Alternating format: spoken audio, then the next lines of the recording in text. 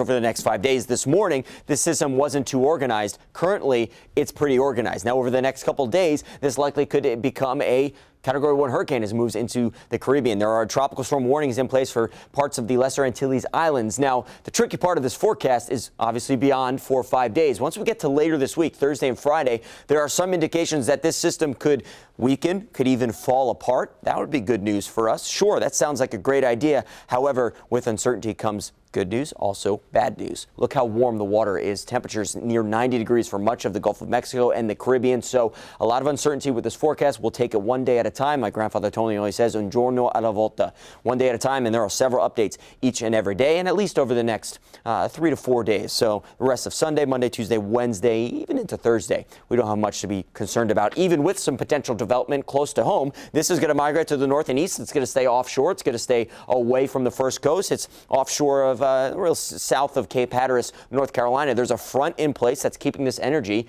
really out to sea. So it's going to bring some rough surf and seas for much of the east coast, including us. We saw some rip currents out at the beach with that onshore breeze. This front, again, keeping that energy away. It's also keeping some showers and thunderstorms in the forecast for much of this week.